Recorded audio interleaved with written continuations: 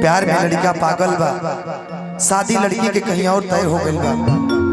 बारात जाना दिन आवता, बारात ही आवता लड़की के, लड़का बेचारा गइल बा देखे खातिर। वो लड़की के जयमाल भी देखता, लेकिन कुछ नहीं कर पावत, काहे कि मजबूरी बा। शादी करके जब डोली में बैठ के लड़की जा दिया तो लड़का दूर से देखा था, कहा था कि सुना कि नैहर से गोरी जब जाता तो जा, लेकिन एगो हमार बात याद रखिए, ससुरवा में जइहा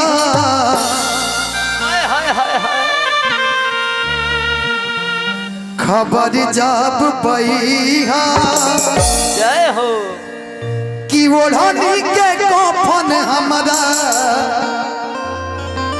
घर भेजबइहा।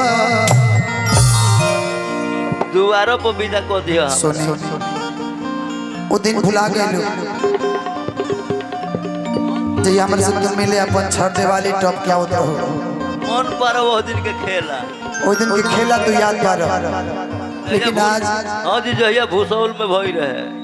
बताओ आज तो डोली में जाता रू, हमारे याद नहीं खेब आवत हमार मास्टर साहब साक्षी रहले आवता याद आवता, बहुत याद आवता। तो पगली डोलिया में से उतर ना जो, माई बाबू के इज्जत के सवाल बा, तो माई बाबू के इज्जत के सवाल बा। प्यार में इज्जत के का फेर बा, भूसौल में खेल लेबे के बा।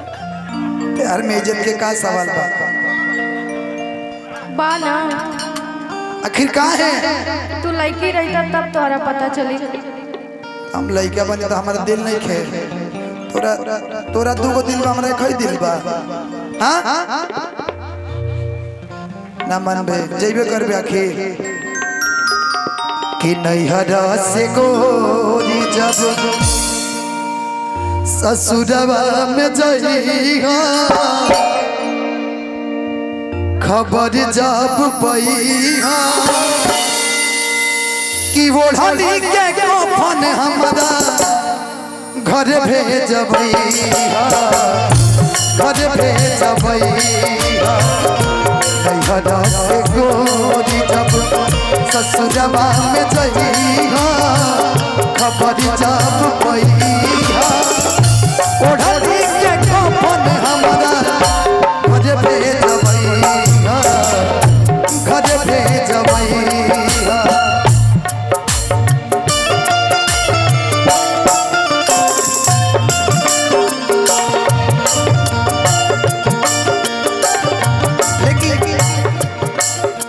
और एक गवाही हो की चाहे ना, भैया गवाही वाली ए लिए तोरा खातिर भाई देख सहनाई।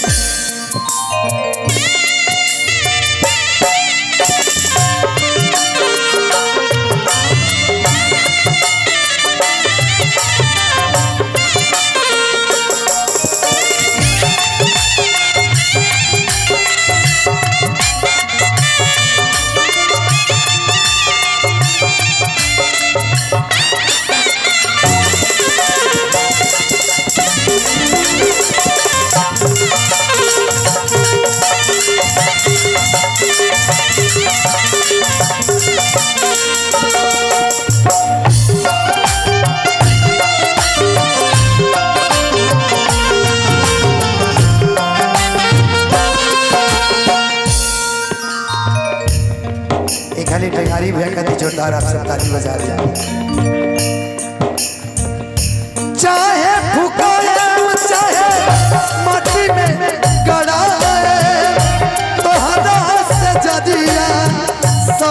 सपनवों में आए।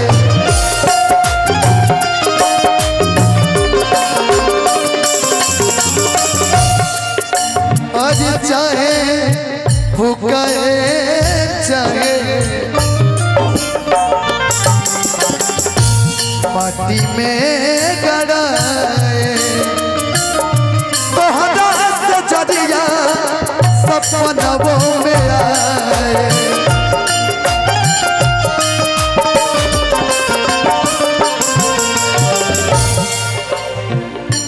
चाहे भूखाएब चाहे माटी में गड़ाए, तोहरा से जदिया सपनवों में आए।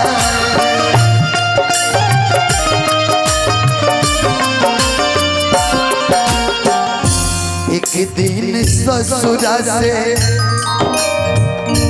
एक दिन ससुरा से नैहरा में आईहा, कबर पर जाइहा कि दुयो बूंद लोर हमारा कबर पर गिरैहा। घर पे जबैहा नैहरा से गोरी जब ससुरवा में जाइहा, खबर जब पैहा ओढ़ी के कफन हमारा घर पे जबैहा, घर पे जबैहा।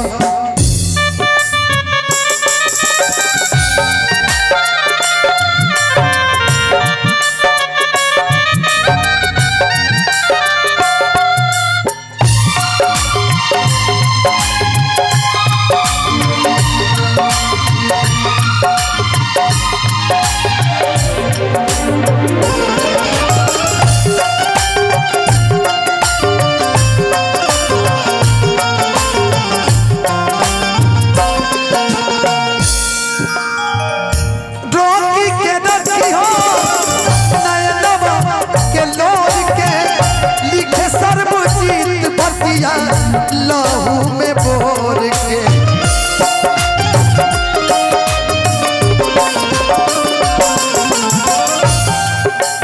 अरे रोकी के रखी नयनवा के लोर के, रोकी के रखी नयनवा के लोर के, लिखे सर्वजीत बतिया लहू में बोल के।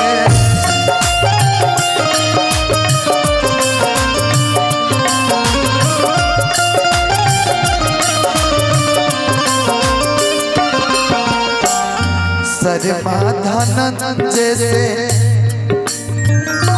नाता चलैहा, केस बलमुआ के तनी ना भूलैहा कि ओढ़नी के कफन हमरा घर भेजबैहा, घर भेजबैहा कि नैहरा से गोरी जब ससुरवा में जाइहा, खबर जब पैहा ओढ़नी के कफन हमरा घर भेजबैहा, घर भेजबैहा ओढ़नी के कफन हमरा घर भेजबैहा, घर भेजबैहा।